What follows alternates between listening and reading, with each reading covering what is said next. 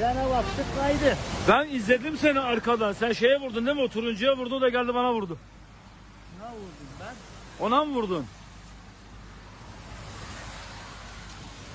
Abi seninkinde çok fena mazot kaçırıyor. Bu da gaz kaçırıyor.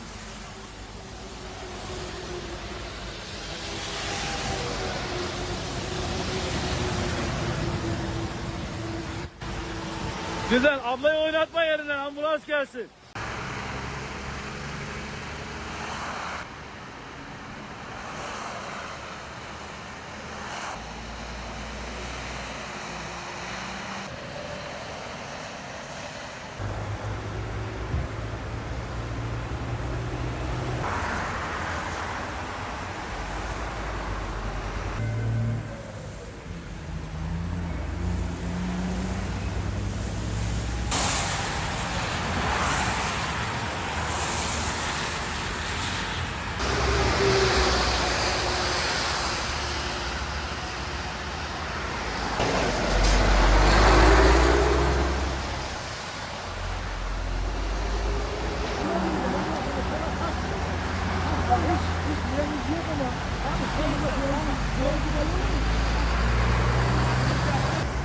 Kaçtıysan kurtaramadım abi.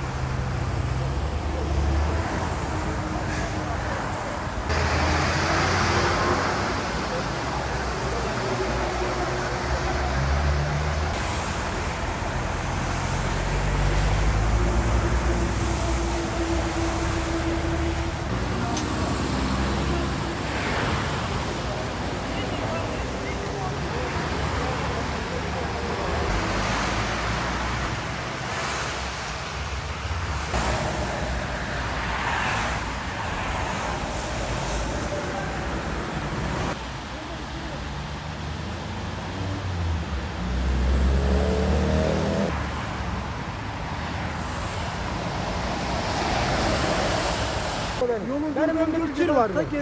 Tır birdenbire sağa kaçınca bir gözüm açtım gittim önümde. Buna vurdum ben. Ne kadar frene bastıysam da. Ne kadar frene bastıysam da kurtaramadım ben. Dubloya vurdum, ondan sonra işte sol tarafa kaçmıştım ben. Ama beyaz arabaya vurdum mu vurmadım mı orasını bilemiyorum ben. Yolun durduğu görünce ben ta geriden dörtlüğü yaktım, iyice yavaşladım. Bu ta oradan cam kırıkları belli zaten. Vurunca beni savurdu ileriye. Araya da taksi girdi, nasıl girdiğini anlayamadım. Dört taraf